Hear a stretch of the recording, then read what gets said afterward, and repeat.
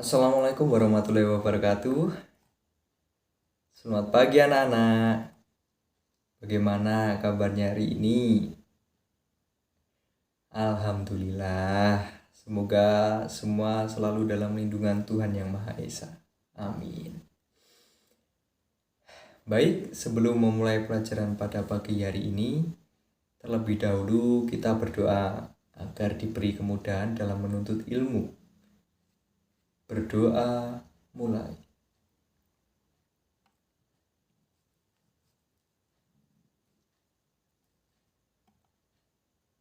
Amin.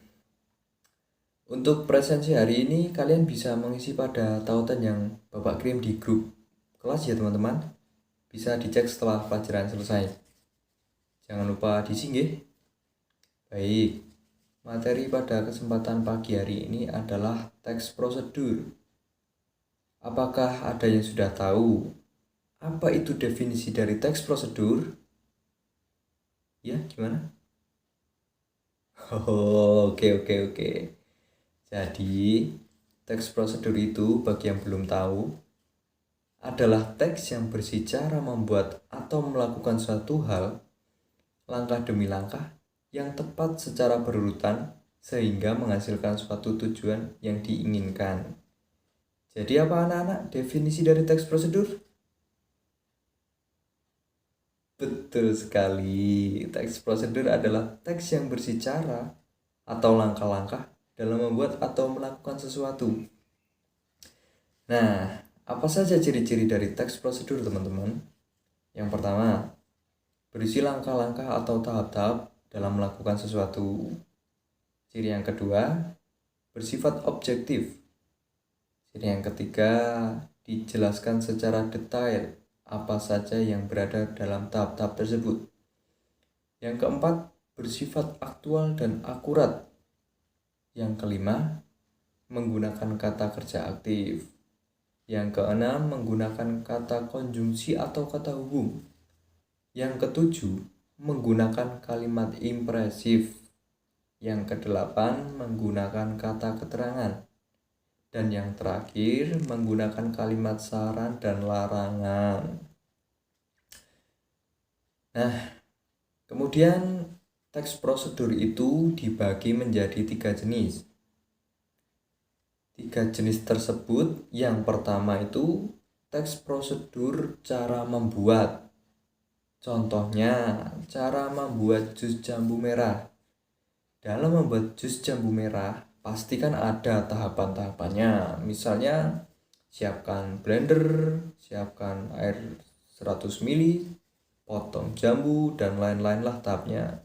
Nah, itu masuk ke dalam cara membuat makanan kalau dari contoh tersebut. Yang kedua, teks prosedur cara menggunakan alat. Contohnya, ada yang tahu? Iya, betul. Salah satu contohnya adalah yang disebutkan teman tadi, cara menghidupkan komputer. Misalnya pertama, hidupkan dulu CPU-nya, kemudian LCD-nya, dan beberapa tahap lainnya. Nah, itu masuk ke dalam contoh teks prosedur cara menggunakan alat. Bisa juga cara menghidupkan televisi. Dan yang terakhir, teks prosedur cara melakukan kegiatan. Misalnya, di sini kita ambil contoh cara melakukan tari jaipong. Dalam tari jaipong kan nggak semena-mena kita bergerak sana kemari atau bergaya sesuai dengan style kita, kan enggak. Dalam tari itu kan ada apa ya, itu ada tahap-tahapnya. Misalnya kaki itu harus gimana, tangan itu harus gimana, leher kita itu harus gimana, tatapan kita itu harus gimana, itu diatur teman-teman. Nah, itu masuk ke dalam teks prosedur cara melakukan kegiatan. Bisa juga contoh lainnya seperti cara melakukan push up yang benar. Lah, itu juga masuk ke dalam teks prosedur cara melakukan kegiatan. Kemudian setelah kita berbicara banyak tentang teks prosedur, apa sih tujuan dari teks prosedur itu? Ada yang tahu apa tujuan dari teks prosedur itu?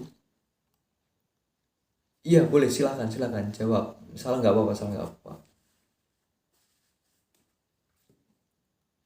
Iya, betul sekali. Jadi, teks prosedur itu memberikan petunjuk cara melakukan sesuatu, teman-teman, di mana pengerjaannya menggunakan prosedur yang sudah ditentukan. Kalau kita tidak menggunakan prosedur, kita itu yang kita lakukan itu bisa berakibat fatal, teman-teman. Bahkan bisa mencelakai diri kita sendiri. Jadi prosedur itu penting ya teman-teman bagi kita yang belum tahu cara melakukan atau cara membuat sesuatu. Setelah kita mengetahui semua tentang teks prosedur, bagaimana? Bagaimana cara kita menyimpulkan isi dari teks prosedur, teman-teman? Jadi gini caranya, teman-teman. Pertama, kita harus membaca dan memahami secara keseluruhan teks prosedur itu. Jadi, teks prosedur itu membahas tentang apa? Secara garis besar, kita akan mengetahui teks itu akan membahas tentang apa. Kemudian, kita memahami tujuan teks tersebut. Di sini kita membaca secara keseluruhan teks prosedur itu membahas tentang apa. Kemudian kita akan secara tidak langsung menemukan dan memahami apa saja informasi yang terdapat dalam teks prosedur tersebut.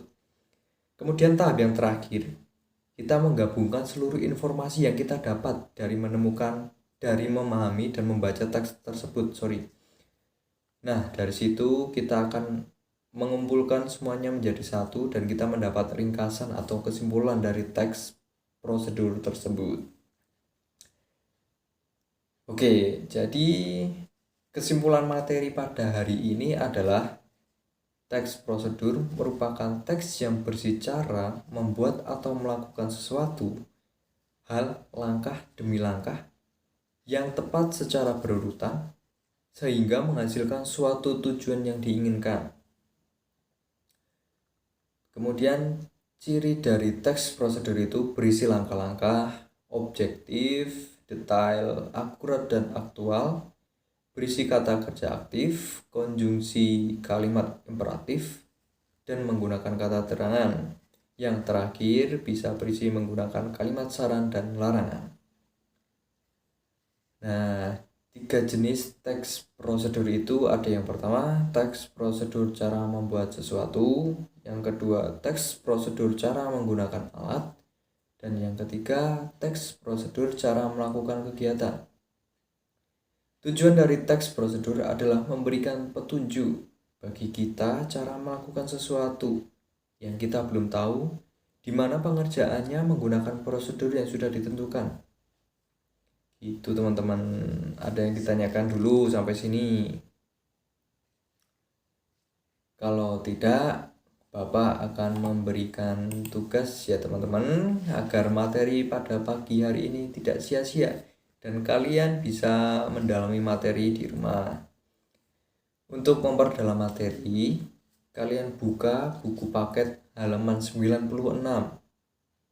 Nah, kalian baca kedua teks prosedur itu, kemudian di bawahnya ada pertanyaan. Nah, kalian jawab pertanyaan di bawahnya. Kalau sudah, nanti saya akan buatkan tempat untuk mengumpulkan tugas di classroom ya teman-teman. Baik, kalau tidak ada yang kalau tidak ada yang bertanya, nanti bisa ditanyakan di WhatsApp grup. Kalau yang malu-malu bisa ditanyakan di situ juga. Nah, sekian materi pada pagi hari ini. Kita tutup dengan berdoa. Berdoa mulai.